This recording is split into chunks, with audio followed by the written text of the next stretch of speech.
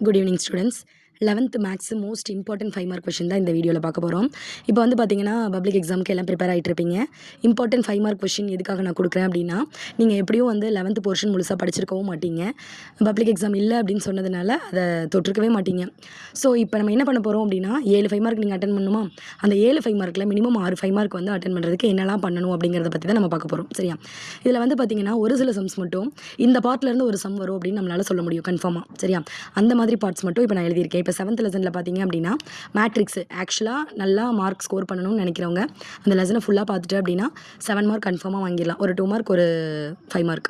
அப்படி இல்லை அப்படின்னா என்னால் அவ்வளோலாம் பார்க்க முடியாதுங்கிறவங்களுக்காக மட்டும் நான் கொஞ்சம் பர்டிகுலராக கொஷின்ஸ் கொடுத்துருக்கேன், எக்ஸாம்பிள் கொடுத்துருக்கேன், அந்த 2 எக்ஸசைஸ்லேயும் சம் கொடுத்துருக்கேன்.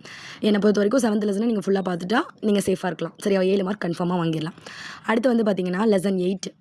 இந்த லெசன் 8ல் வந்து அதுலேயும் ஒரு 3 டாபிக் இருக்குது. கொலீனியர், கோப்ளானர், அப்புறம் ரைட் ஆங்கிள் ட்ரையாங்கிள், அதெல்லாம் கன்ஃபார்ம் பண்ண சொல்லி ஈக்குவேஷன் கொடுத்துருப்பாங்க. அதில் இருக்க ஈக்குவேஷன் தான், அதில் இருக்க சம்ஸ் தான் ஒரு கொஞ்சம் சம்ஸ் வந்து நான் கொடுத்துருக்கேன். ஓகேவா? ஸோ இதுலேயும் இந்த சம்மும் இம்பார்ட்டன்ட் பார்ட். ஓகேவா? அதே மாதிரி டிஸ்டன்ஸ் ஃபைண்ட் அவுட் பண்ண சொல்லி மேக்ஸிமம் வந்து இந்த லெசனில் சம் கேட்குறத விட ஒரு தீரம் 8.3 தீரம் இருக்குது. ஓகேவா? Medians of triangles are concurrent அப்படின்னு சொல்லிட்டு அந்த தீரம் அடிக்கடி கேட்டுக்கிட்டே இருக்காங்க. மேக்ஸிமம் இப்போ கேட்குறதுக்கும் சான்ஸ் இருக்குது.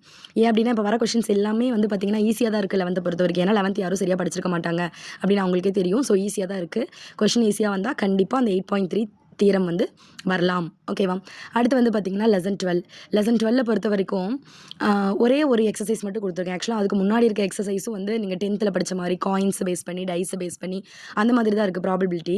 ஆனால் அது உங்களுக்கு ஈஸியாக இருந்துச்சுன்னா பார்த்துக்கோங்க, டைம் இருந்துச்சு ஈஸியாக இருந்துச்சுன்னா பார்த்துக்கோங்க, அதில் 2 மார்க்ஸ் நீங்கள் எழுதலாம்.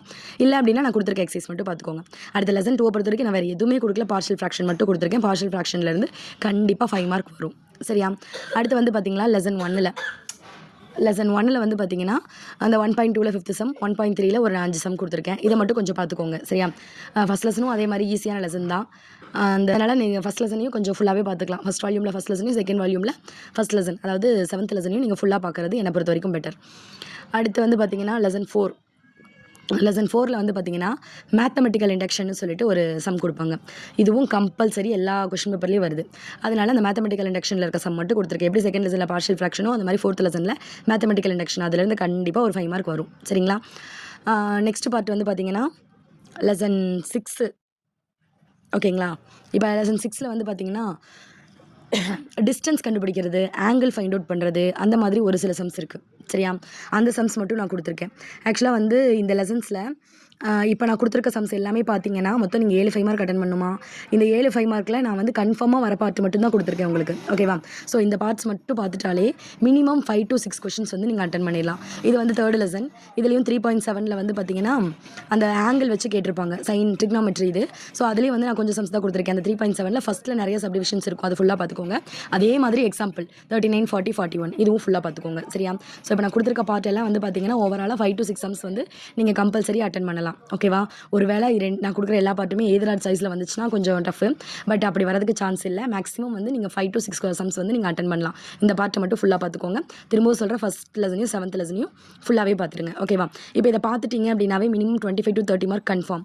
அது போக பேலன்ஸ் வந்து 1 மார்க்ஸ் பார்த்துக்கோங்க. 2 வால்யூமோட 1 மார்க்கும் தரவா இருங்க. 21 மார்க்குக்கு மினிமம் ஒரு 15 1 மார்க் கரெக்டாக இருந்தால் கூட இதில் ஒரு 30, அதில் ஒரு 15 45 மார்க் ஈஸியாக வாங்கிடலாம்.